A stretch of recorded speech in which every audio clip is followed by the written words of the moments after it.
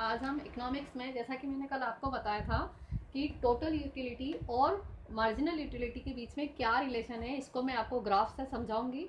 तो बच्चों, मैंने कल आपको एक पिक्चर भेजी थी, उसमें आपको इन दोनों ही यूटिलिटी के जो डाटा और इसके अलावा जो शेड्यूल था, टेबल वो भेजी थी। तो वो आपको समझ में आ गई, लेकिन आपने किसी ने भी मेरे को मोबाइल पर ऑनलाइन ये नहीं कहा कि हाँ मैम समझ में आ गई। आज वापस समझ लीजिए, क्योंकि आप बच्चे तो सब लेजी हैं।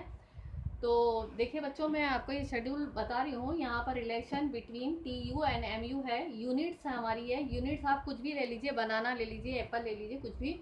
तो स्टार्टिंग में जब हम थॉट कर रहे हैं, ऐसी कंडीशन में हमारी यूनिट्स जीरो है, हमारे पास कुछ भी नहीं है।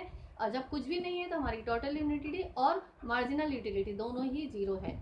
उसके बाद जब हमने बनाना वन यूज़ किया, तो हमारे को हाईएस्ट, मैंने आपको कल भी बताया था कि जैसे ही हम पहली चपाती खाते हैं तो हमें सबसे ज़्यादा सेटिस्फेक्शन मिलता है। तो हमें हाईएस्ट टोटल यूटिलिटी मिल गई है 10। तो 10 मिल गई है। उसके बाद सेकंड बनाना हमें यूज़ किया, तो हमने आपको ये भी बताया था कि जैसे जैसे हम हमारी क्वांटिटी बढ़ती जाएगी, वैसे वैसे हमारा जो भी टोटल यूटिलिटी है वो डिमेंशिंग होती जाएगी, डिक्रीज होती जाएगी।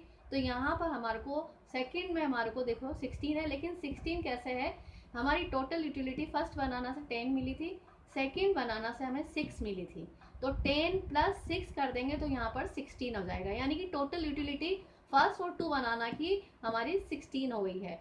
फिर उसके बाद थर्ड बनाना जब हमने यूज़ किया तो हमें 4 यूटिलिटी मिली। तो ऐसी कंडीशन में 10 + 6 + 4 यानी कि थर्ड बनाना तक हमारी टोटल यूटिलिटी 20 हो गई है। उसके बाद जब हम फोर्थ बनाना यूज़ करेंगे तो हमारे को मात्र केवल ओनली 2 टोटल यूटिलिटी मिलेगी। तो ऐसी कंडीशन में हमारी टोटल यूटिलिटी 10 + 6 + 4 + 2 हो जाएगी, तो 22 हो जाएगी 4 बनाना तक।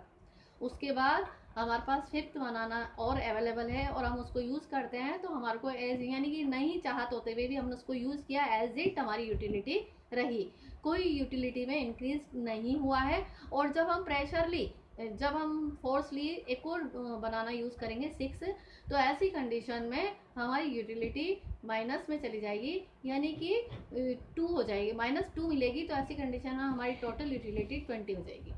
अब हम यहाँ पर मार्जिनल यूटिलिटी निकालते हैं।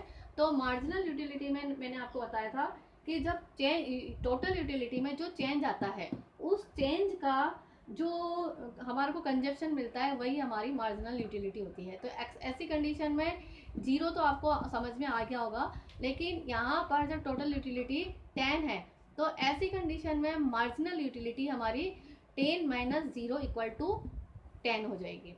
उसके बाद जब हमारी टोटल यूटिलिटी 16 होगी, तो 16 - 10 = 6, 20 - 16 = 4, 22 - 20 = 2, 22 - 22 0, और 20 - 22, 20 - 22 तो माइनस में 2 आ जाएगा, यानी कि यहाँ आते आते हमारी मार्जिनल यूटिलिटी है वो माइनस में चली गई है।